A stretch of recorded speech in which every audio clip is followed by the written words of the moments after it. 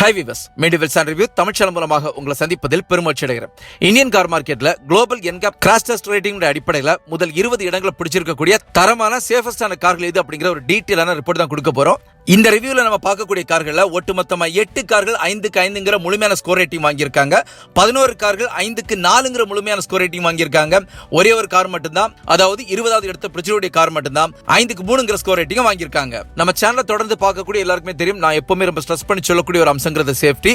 Indian car மார்க்கெட்டை பொறுத்த வரைக்கும் ஒருத்தர் ஒரு கார் வாங்கணும் முடிவு பண்ணாங்கன்னா எப்பவுமே அந்த கார்ல பார்க்கக்கூடிய மிக முக்கியமான காரணிகள் எது அப்படின்னு பாத்தீங்கன்னா அந்த காரோட பிரைஸ் ரேஞ்ச் என்ன, அந்த கார் பார்க்கிறதுக்கு எவ்வளவு அழகா இருக்கு, அந்த காருக்குள்ள என்ன ஃபீச்சர்ஸ் கொடுத்திருக்காங்க, ரீசேல் வேல்யூ என்ன மைலேஜ் கொடுக்கும், இது எல்லாமே கடந்து அந்த வண்டிக்குள்ள என்ன ஃபீச்சர்ஸ் கொடுத்திருக்காங்க, இதைத்தான் பார்ப்போமே தவிர எப்பவுமே சேஃப்டியை பார்க்கறது கிடையாது. அது மிகப்பெரிய ஒரு தவறு.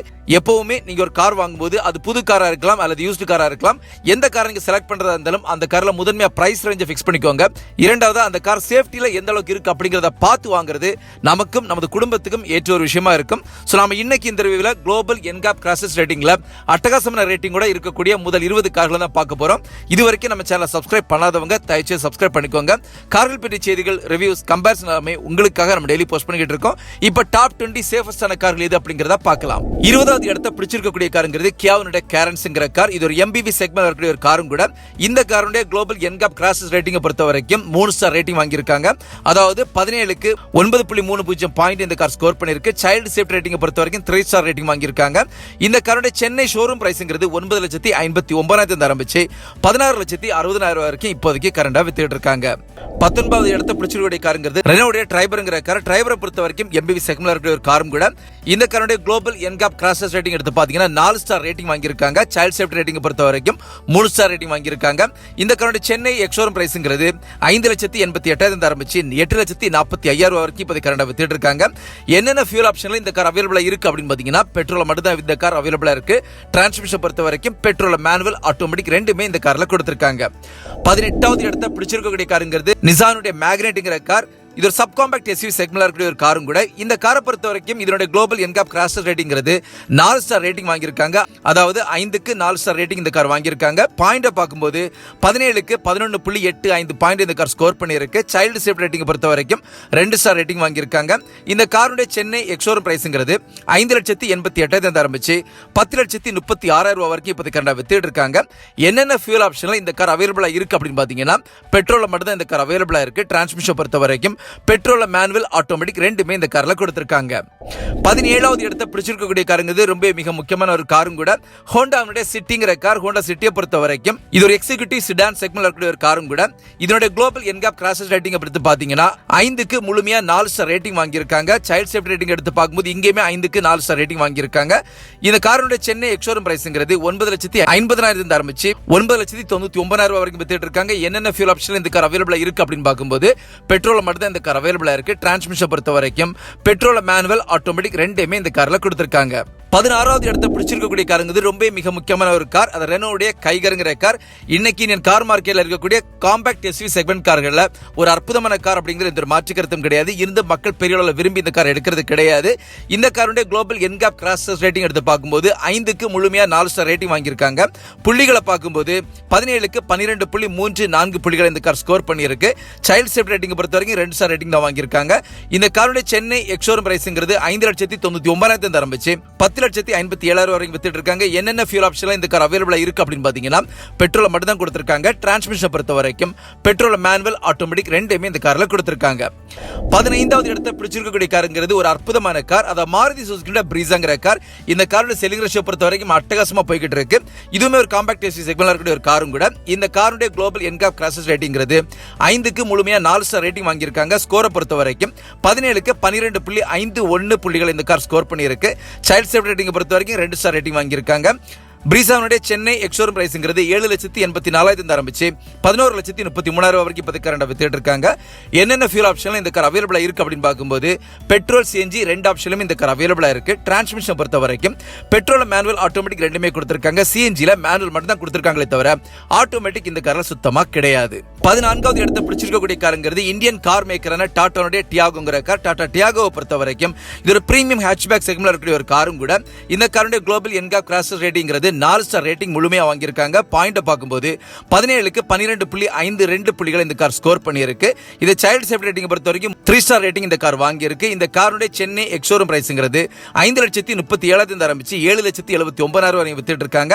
என்னென்ன ஃபியூல் ஆப்ஷன்ல இந்த கார் அவைலபிளா இருக்கு அப்படின்னு பாத்தீங்கன்னா பெட்ரோல் சிஎன்ஜி ரெண்டு ஆப்ஷனும் இந்த கார் அவைலபிளா இருக்கு. டிரான்ஸ்மிஷன் பொறுத்த வரைக்கும் பெட்ரோல் மேனுவல் ஆட்டோமேட்டிக் ரெண்டுமே கொடுத்திருக்காங்க. சிஎன்ஜில மேனுவல் மட்டும் தான் கொடுத்திருக்காங்களே தவிர ஆட்டோமேட்டிக் இந்த கார்ல சுத்தமா கிடையாது.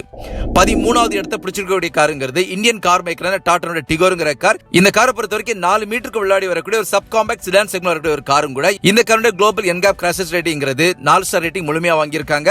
இந்த காரோட சைல்ட் சேஃப்டி ரேட்டிங் எடுத்து பார்க்கும்போது 3 ஸ்டார் ரேட்டிங் வாங்கியிருக்காங்க. புள்ளிகளை பார்க்கும்போது அடல்ட் சேஃப்டி ரேட்டிங்ல உங்களுக்கு 17க்கு 12.52 புள்ளிகளை இந்த கார் ஸ்கோர் பண்ணியிருக்கு. டாடா டிகோர் காரோட சென்னை எக்ஸோரூம் பிரைஸ்ங்கிறது 5,97,000 ஆரம்பிச்சு 8,56,000 வரைக்கும் வித்துட்டு இருக்காங்க.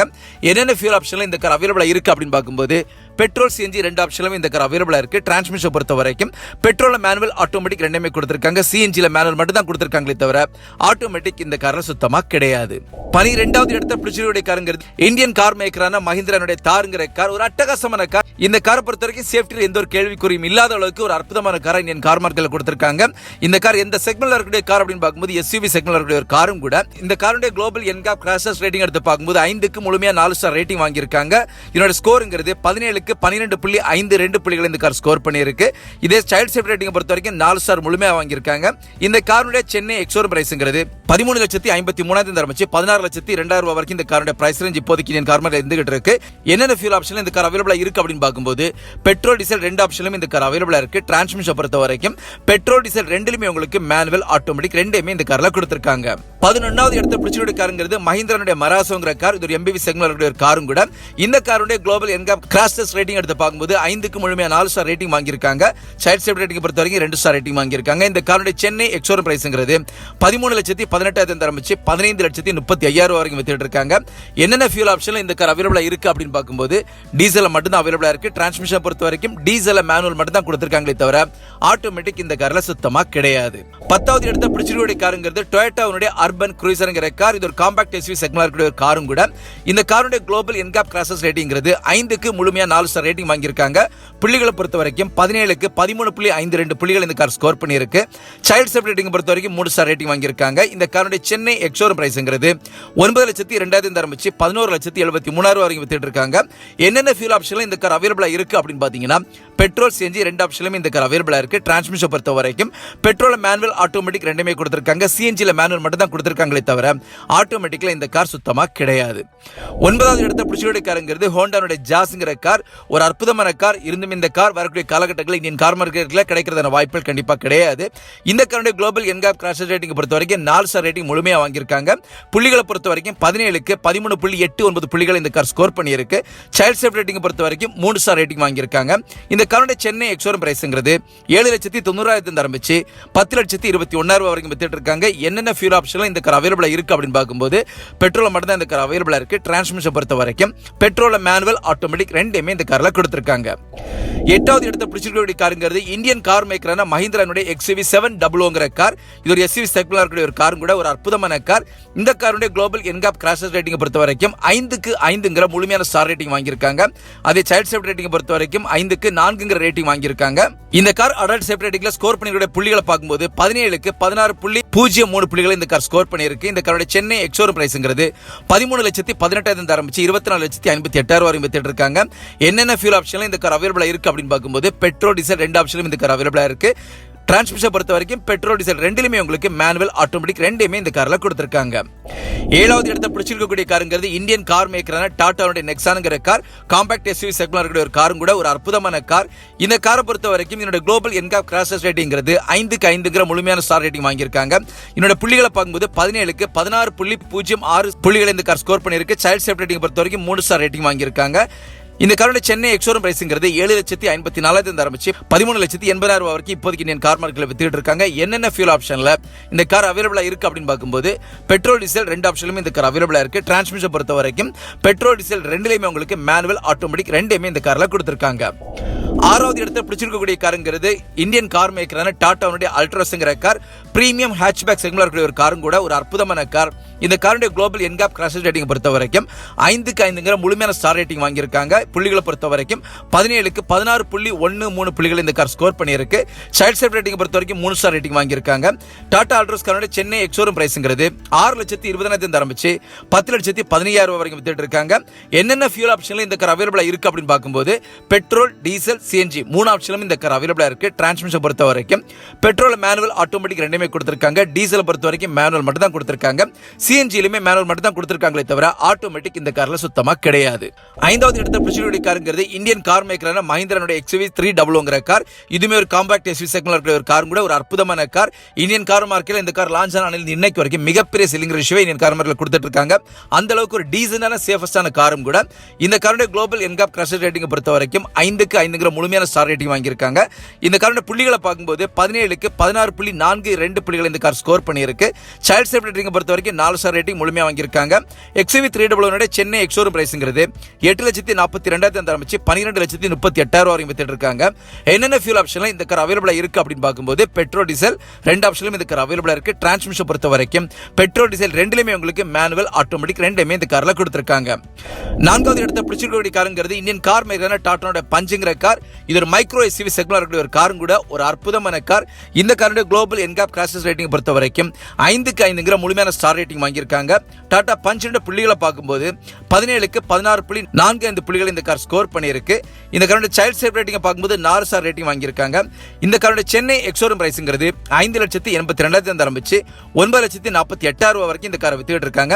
என்னென்ன ஃபியூல் ஆப்ஷன்ல இந்த கார் அவைலபிளா இருக்கு அப்படின்னு பார்க்கும்போது பெட்ரோல், சிஎன்ஜி 2 ஆப்ஷனும் இந்த கார் அவைலபிளா இருக்கு. டிரான்ஸ்மிஷன் பொறுத்த வரைக்கும் பெட்ரோல் மேனுவல், ஆட்டோமேட்டிக் ரெண்டுமே கொடுத்திருக்காங்க. சிஎன்ஜில மேனுவல் மட்டும் தான் கொடுத்திருக்காங்களே தவிர ஆட்டோமேட்டிக் இந்த கார்ல சுத்தமா கிடையாது. 3வது இடத்தை பிடிச்சிருக்கக்கூடிய காருங்கிறது இந்தியன் கார் மேக்கரான மஹிந்திராவோட ஸ்கார்பியோ என்ங்கிற கார். ஒரு அற்புதமான கார். இந்த கார் லான்ச் ஆன நாளிலிருந்து இன்னைக்கு வரைக்கும் மிகப்பெரிய செல்லிங் ரேஷியோ கொடுத்துட்டு இருக்க காரா இருந்துகிட்டு இருக்கு. என்னோட வெயிட்டிங் பீரியடுமே வேற லெவல்ல இருந்துகிட்டு இருக்கு. மக்கள் அந்த அளவுக்கு விரும்பி இந்த காரை எடுத்துக்கிட்டு இருக்காங்க. இந்த காரை பொறுத்த வரைக்கும் 5க்கு 5ங்கிற முழுமையான ஸ்டார் ரேட்டிங் வாங்கியிருக்காங்க. இந்த காரோட புள்ளிகளை பார்க்கும்போது 34க்கு 29.25ங்கிற புதிய ஒரு ஸ்கோர் ரேட்டிங் வாங்கியிருக்காங்க. இந்த காரோட சைல்ட் சேஃப்டி ரேட்டிங் எடுத்து பார்க்கும்போது 3 ஸ்டார் ரேட்டிங் வாங்கியிருக்கு. என்னோட சென்னை எக்ஸோரூம் பிரைஸ்ங்கிறது 12,73,000 ஆரம்பிச்சு 24,03,000 வரைக்கும் இப்போதைக்கு கரண்ட் வித்துட்டு இருக்காங்க. என்னென்ன ஃபியூல் ஆப்ஷன்ல இந்த கார் அவைலபிளா இருக்கு அப்படின்னு பாத்தீங்கன்னா பெட்ரோல், டீசல் 2 ஆப்ஷனும் இந்த கார் அவைலபிளா இருக்கு. டிரான்ஸ்மிஷன் பொறுத்த வரைக்கும் பெட்ரோல், டீசல் ரெண்டுலயுமே உங்களுக்கு மேனுவல், ஆட்டோமேட்டிக் ரெண்டுமே கொடுத்திருக்காங்க. 2வது இடத்தை பிடிச்சிருக்கக்கூடிய காருங்கிறது ஸ்கோடாவுடைய KUSHAQ, ஃபாக்ஸனுடைய TIGUN. இந்த 2 காருமே ஒரே குடையின் கீழ் வரக்கூடிய கார்கள். இந்த காரோட ஸ்கோரை பொறுத்த வரைக்கும் 5க்கு 5ங்கிற முழுமையான ஸ்கோர் ரேட்டிங் வாங்கியிருக்காங்க. அதாவது 34க்கு 29.64ங்கிற ஒரு புத்தம்புதிய ஸ்கோர் இந்த ரேட்டிங்ல வாங்கியிருக்காங்க. சைல்ட் சேஃப் ரேட்டிங் பொறுத்த வரைக்கும் 5க்கு 5 முழுமையா வாங்கியிருக்காங்க.